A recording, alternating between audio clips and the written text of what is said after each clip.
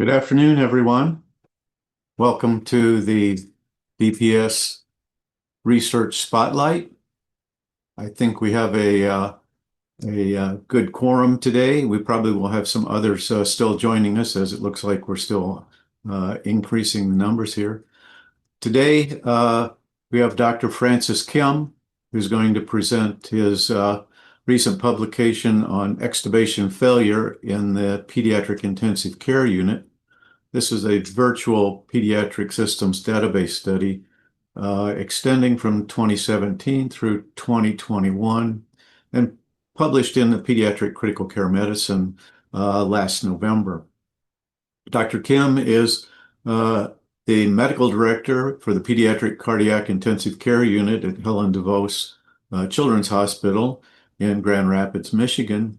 And he's also an assistant clinical professor at Michigan State University College of Human Medicine. I think Dr. Kim will tell you a little bit about the background of this article and how it came to be, as well as kind of go over the pertinent findings and then be available here for a few questions at the very end. So I think without spending more time on the introduction, I'm going to let Dr. Kim take it away. Francis? Great. Thank you, Tom. Thank you for inviting me to present at the Spotlight. Let me share my screen here. Um,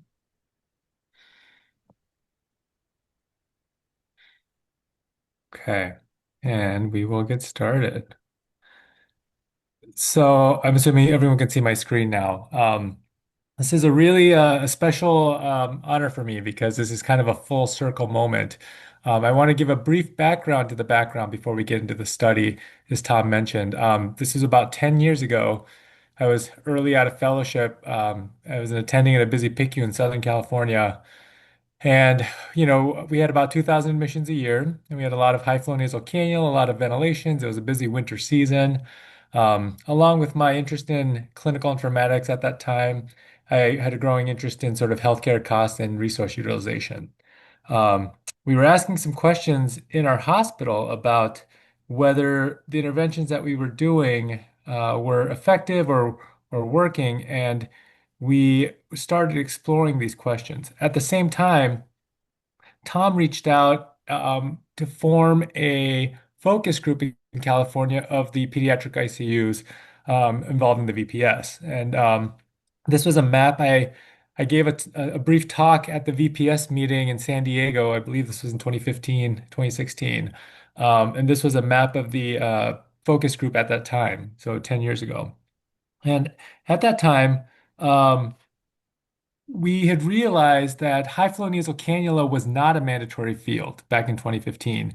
And so, in order to ask these questions of kind of the utilization of high flow at the time, we were not able to use all of the data or all of the sites. But at that time, we had 9 sites that were contributing that information to the to the VPS.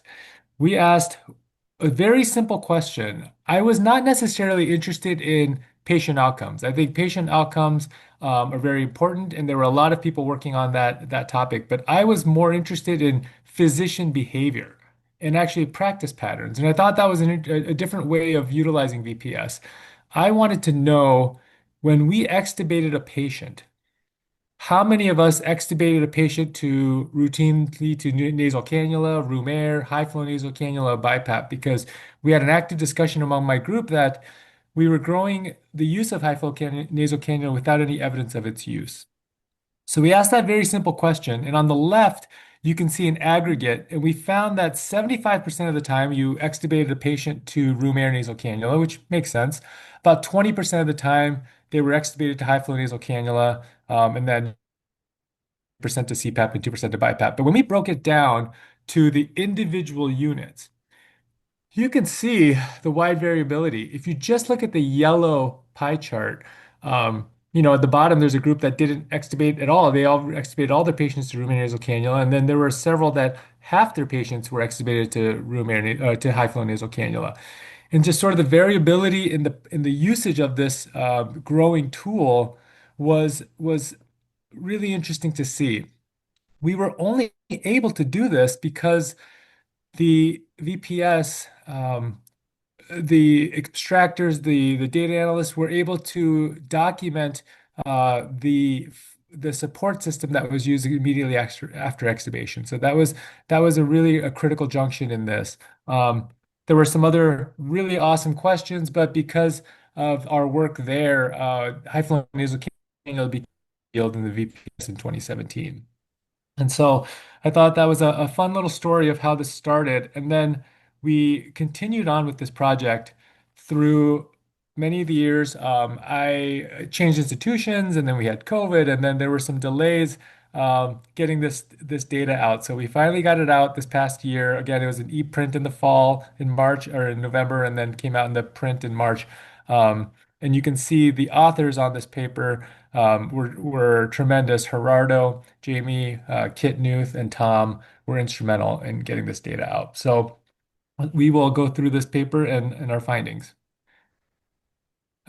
As we all know, extubation failure is associated with increased morbidity and mortality. There were lots and lots of papers that described the actual morbidity and mortality, which we will go into.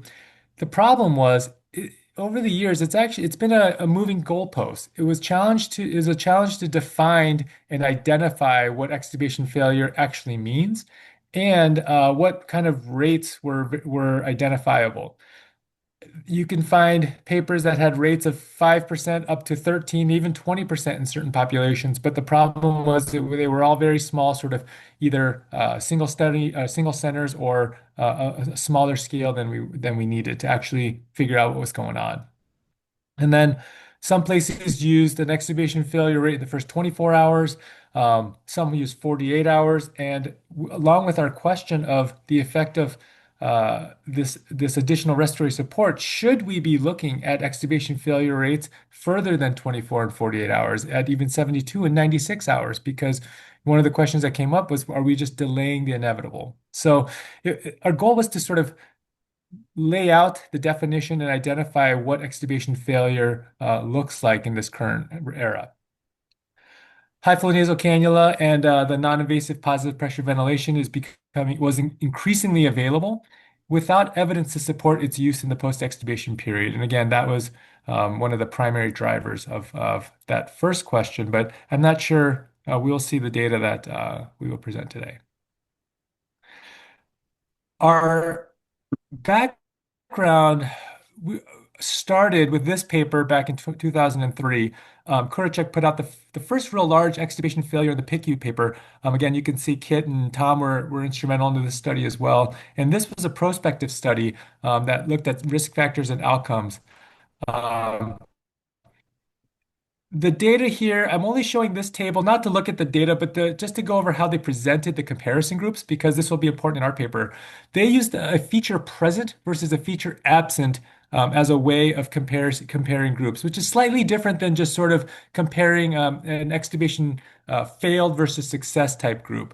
Because the failure group is going to be much, much smaller than the patients that succeeded. And I think what you're really trying to figure out is what are the differences between each group. So bear with me. This is a little bit challenging to describe. Feature present is the group that has the features that are on the left. So if we just look at the first line, less than 24 months, the feature present at all patients less than 2 years, and the feature absent is all patients who are greater than 2 years. So it seems self-explanatory, but it is presented in a way that is a little bit unconventional, feature present versus feature absent, and we will use this in our study.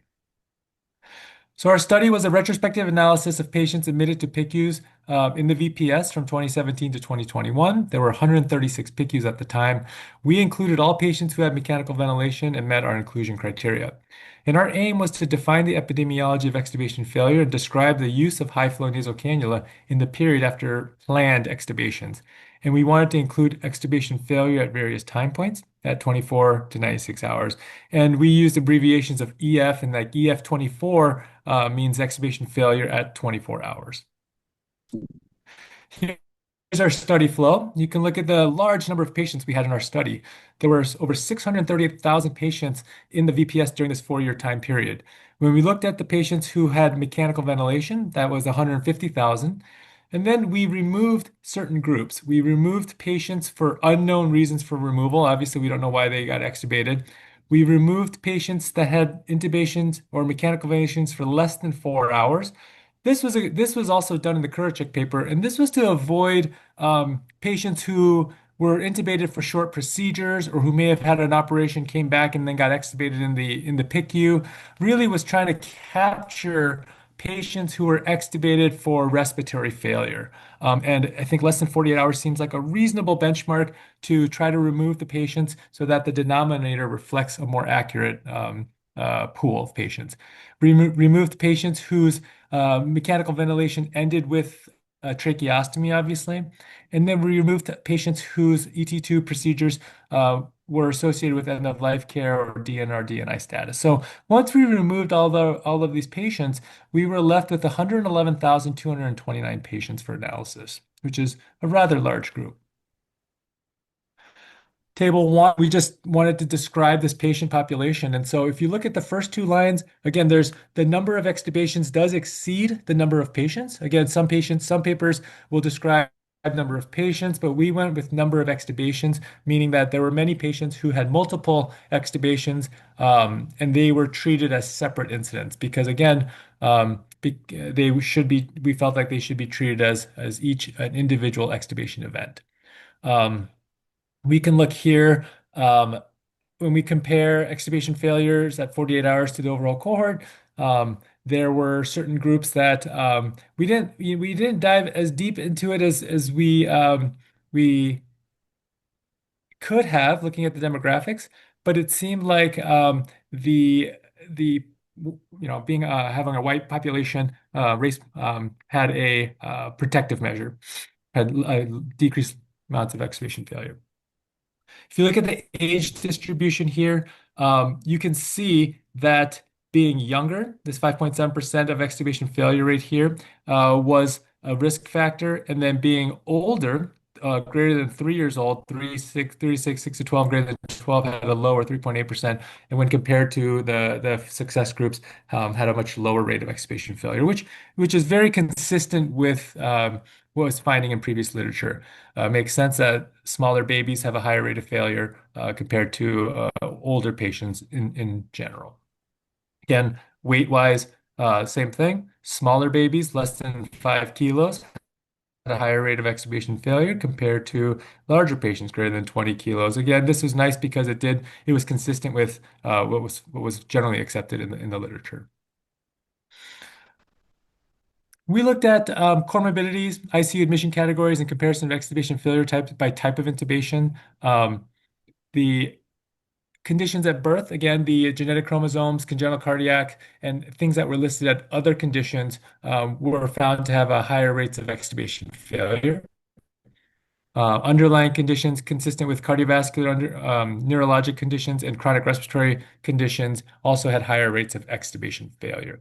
We did look at COVID-19 during this time period, since COVID, we did capture the time period sort of towards the tail end of COVID, and we're in the middle of COVID, and the diagnosis of COVID did not play a role in extubation failure.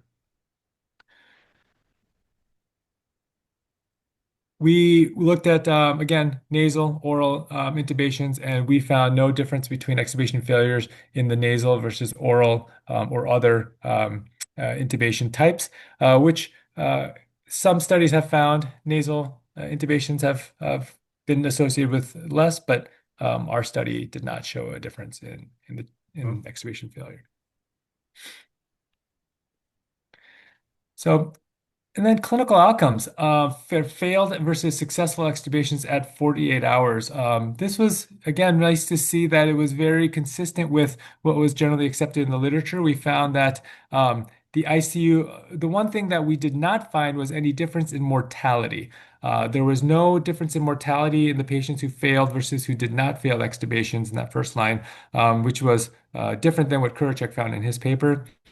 We did find an increased ICU length of stay, which is, it makes sense. If you fail extubation, you're going to have a much longer ICU length of stay. But our data does bear out that it was a significantly longer length of stay here. If you look at the actual numbers here of a mean of 28.2 versus 12 days.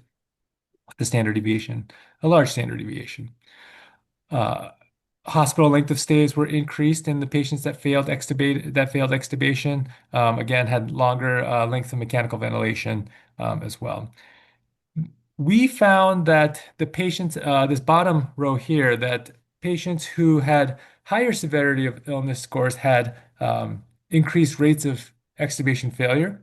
And this was uh, somewhat new. Some studies have found that there weren't, this was not a risk factor, but it makes sense to us that it was, and it bears out in the data.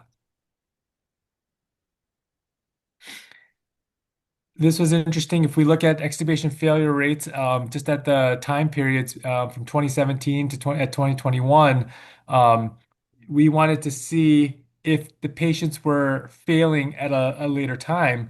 And if you look, there is a similar amount of extubation failure in the first 48 hours. And again, if you look at the 72 and 96 hours, there is a little bit more. And again, statistically significant higher rates of failure in the later hours, in the 2017 data. But this was it's a bit unclear the role of this, but we did want to see how time period played a factor in extubation failure. But it was good to see that the vast majority of failure does occur in the first 48 hours. So this was, I thought, one of the more unique parts of our study. I think the first respiratory support is a description that hadn't been really been done before.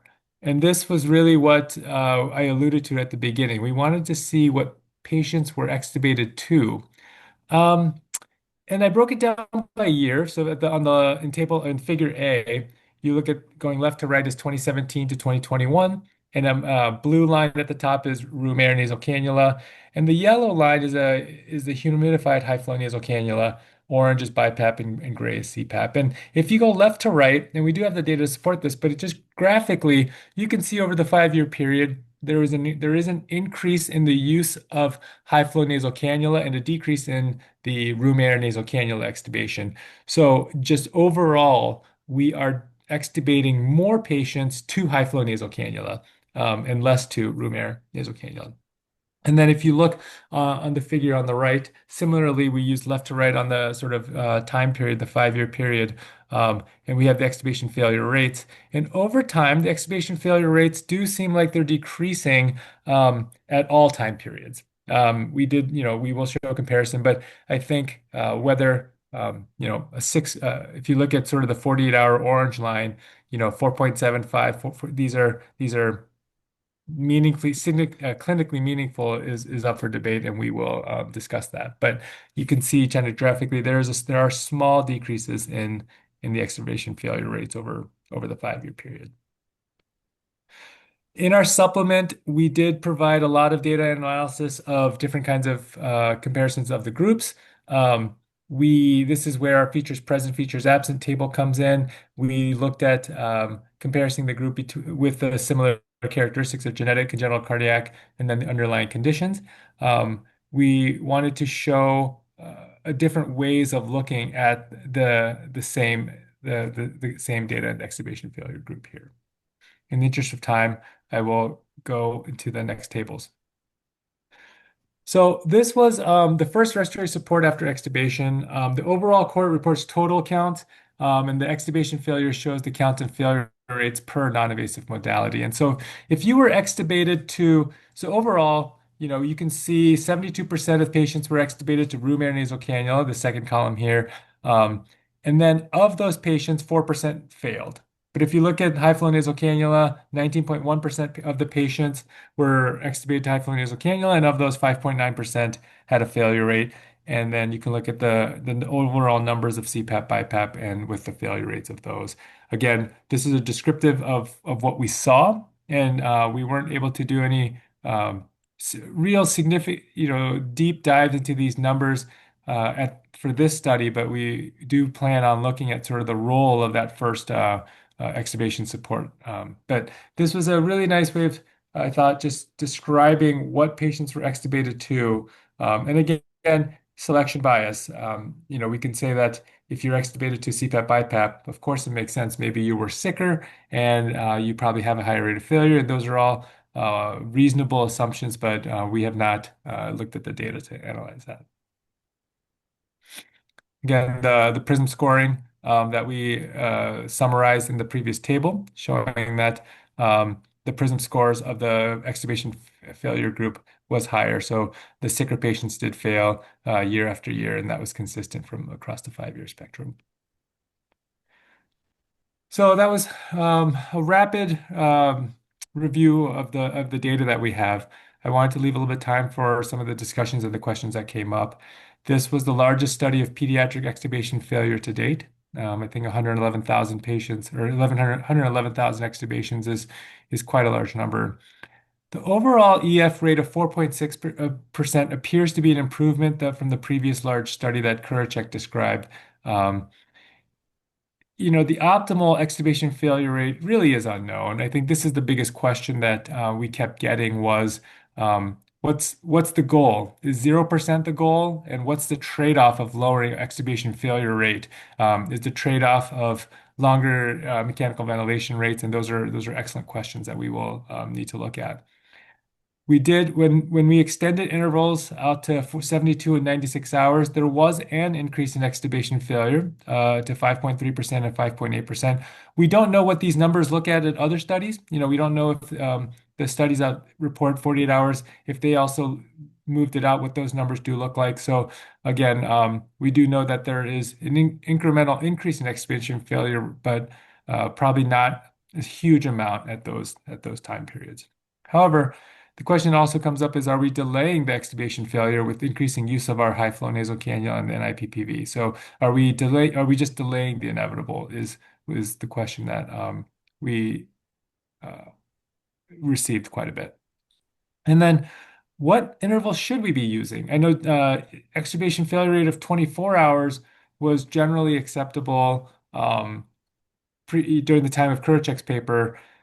Now you can see 24 and 48 hours, but I think what do clinicians consider an extubation failure? And I think this is a valid question. I think if we're going to study this topic, having a clear definition of extubation failure is probably the first step. I think me personally, 48 and even 72 hours, I would consider extubation failure in this sort of day that we currently practice. But again, that's a challenge to get to.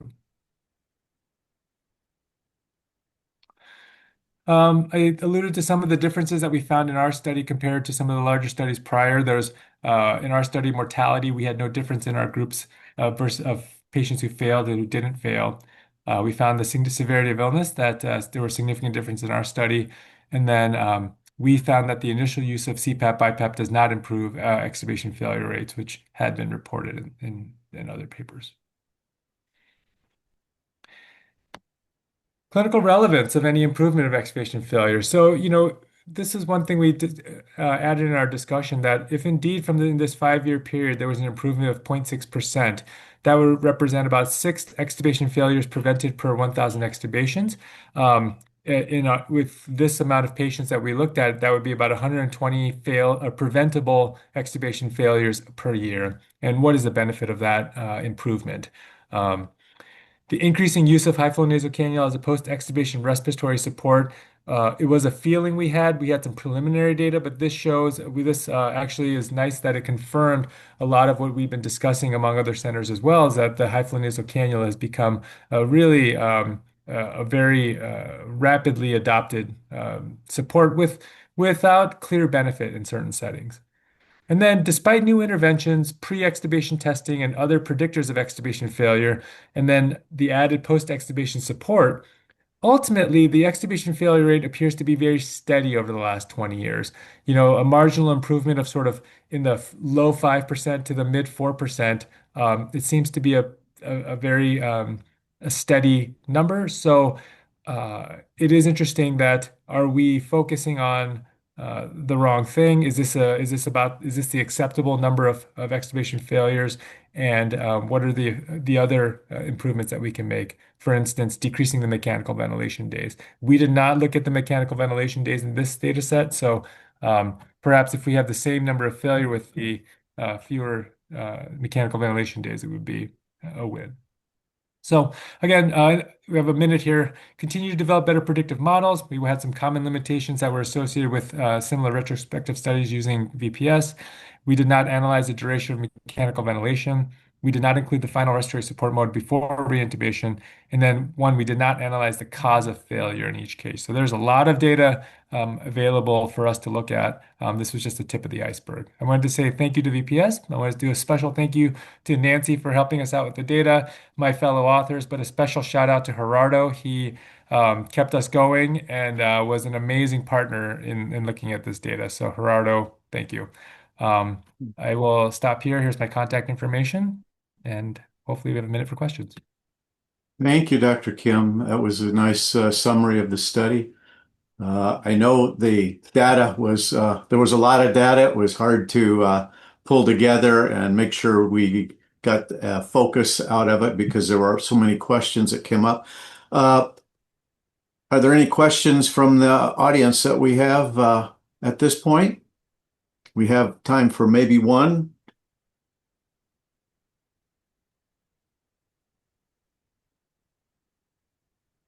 I'm not sure I'm seeing any here.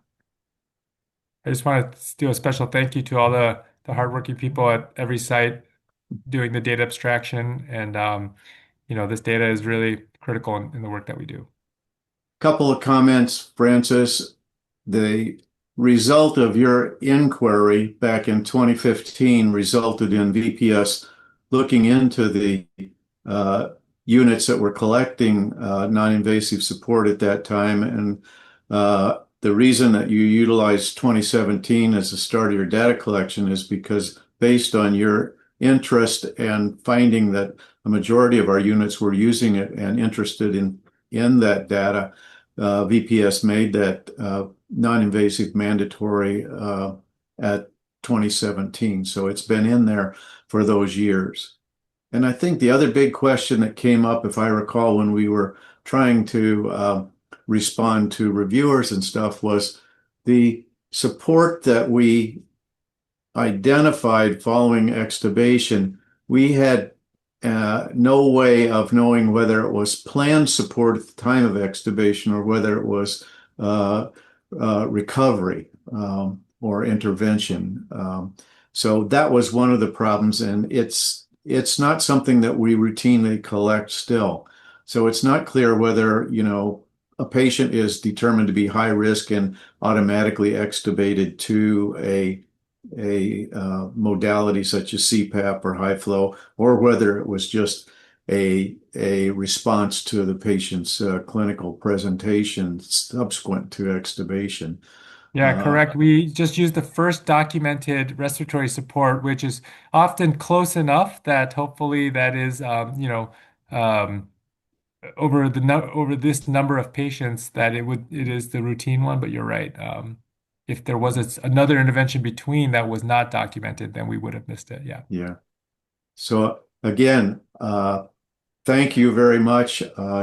Great presentation, and look forward to subsequent studies Thanks, looking Tom. at some of this Yeah, data. that was for everyone out there. It was to keep asking this question that we asked 10 years ago. It was really fun. It was really a great opportunity to meet people and just start small and ask questions. And yeah, this was a really special kind of full circle moment I mentioned up front. So thank you, Oh, Tom, for inviting me. that, hey, I see there is two questions that just popped up. They're two quickies. One is from Federico. He's asking, did we look at the support just prior to reintubation? Excellent question. We did not, because it's a good question. Yeah, we did not. Right.